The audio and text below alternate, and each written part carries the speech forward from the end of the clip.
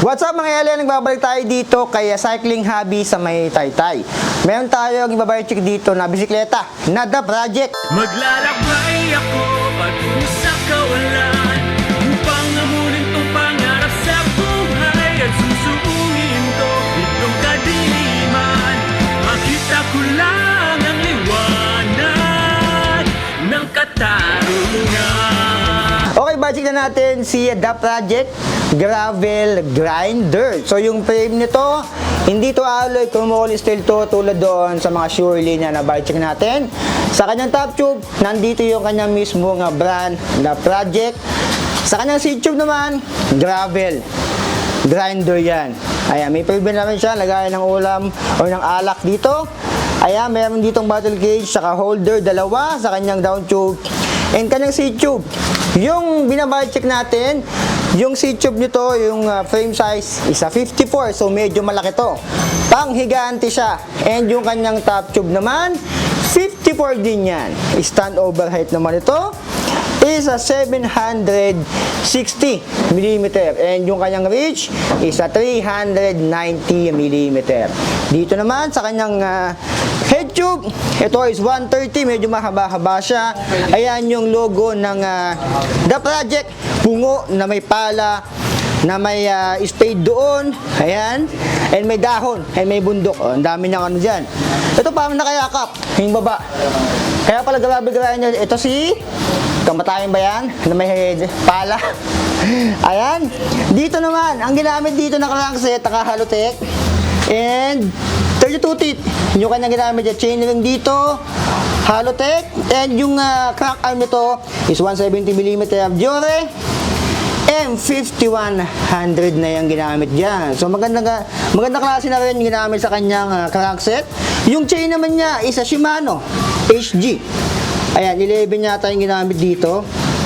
Ayan, Shimano na rin yung chain niya. Magandang klase na rin. Sa kanyang chain stem, meron siyang chain guard dito na built-in na to. Built-in, oh. Ayan, may nakalagay na dito. And yung cable nga pala nito, isa pang kaminiwan, syempre sa mga ganito. Pagka umuli, usual talaga ganito, nakalabas yung kanyang mga cable dito. Dumaan sa ilalim.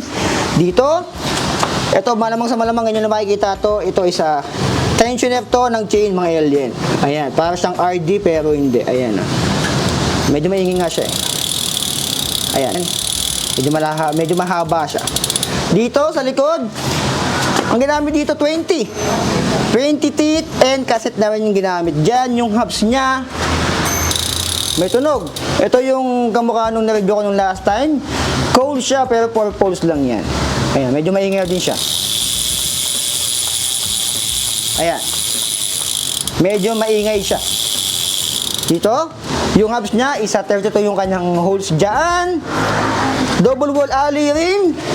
And yung ginamit naman sa kanyang rim is a WTB ST I-12. 21 pala. Yung ginamit naman na gulong sa kanya, ito yung quick 10 drill. So bago sa akin to, 700 by 36C. Ito yung 36C. Ayan, so medyo malaki-laki yan. Lapad-lapad. So feeling ko yan yung pinaka-shape niya. And meron siya dito syempre bridge sa kanyang seat stay sa likod. 160 mm, Shimano na rin yung ginamit dito. 6 bolts and quick release din siya dito. And nandito yung kanyang post mode. Seat post naman ito, alloy na rin 27.2 and hindi siya nagpaparam na kanyang seat post. Nakalak lang siya dito. Hindi siya na quick release.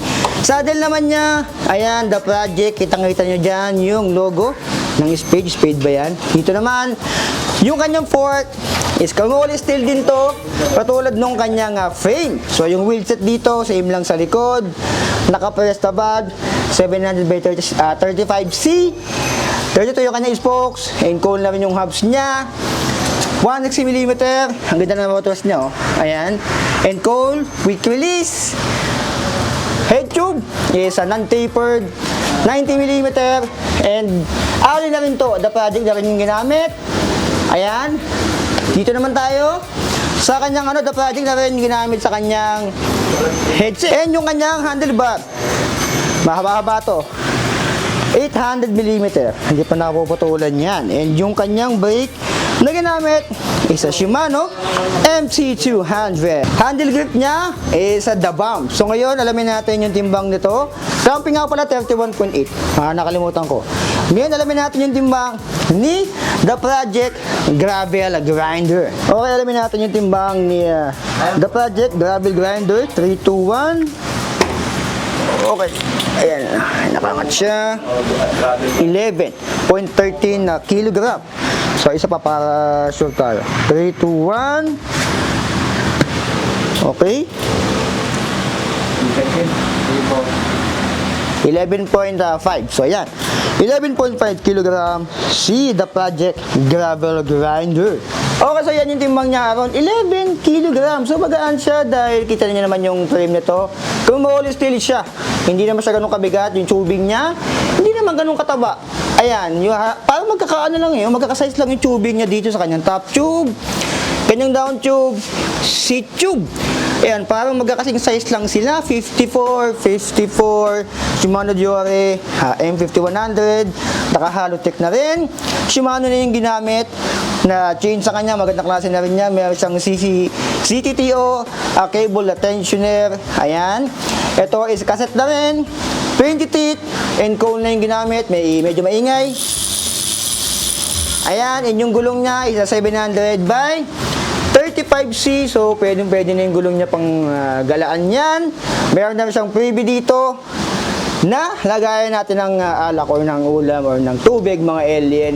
Thermoly steel, pero 11 kilogram lang siya. So, pwede na yung timbang niya sa isang thermoly steel. So, magkano nga ba ito, mga alien? At ito nga pala is project by custom build to, mga alien. So, yung frame nito is syempre The Project din yan. The Project, kitang-kita nyo dyan. And ito nga pala is a Dartmoor. Yung ginamit sa kanya dito na ano. Pero ano lang to, plastic siya. Hard plastic siya dito. So, Dartmoor to. Maganda klase na rin yung brand ng Dartmoor. Yung kanyang pedal, Shimano, pwede na. So, magkano nga ba to dito? Kaya Cycling Hobby, ang presyo nito is 37,000 pesos.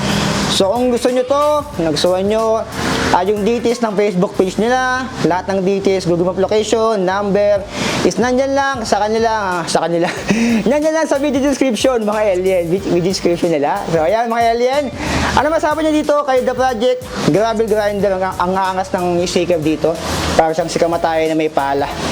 Ayan, Gravel Grinder, 37,000 pesos. Comment down below ko, okay na ba sa inyo yung ganung presyo, ganung timbang, custom build na The Project. Okay, mga alien, ayan yung ating buy check dito kay The Project Gravel Grinder custom build. So, ano masabi nyo dito? Pwede na ba sa inyo yung 37,000 pesos? Yung rotor nga pa nila to is Shimano RT26. So, magandang klase na rin, mostly Shimano. Yung kanyang rotor, yung kanyang crankset, Shimano na rin to, 32 teeth, naka-Halotech na rin. So, pwede na. Shimano na rin yung chain niya. And thermoly steel, MT200 yung brake niya. So, pwede na naka-press na valve na rin to, mga alien. So, 37,000 pesos. So, yun, maraming salamat. So, be it, I love you all. Like, comment, subscribe. Signing out.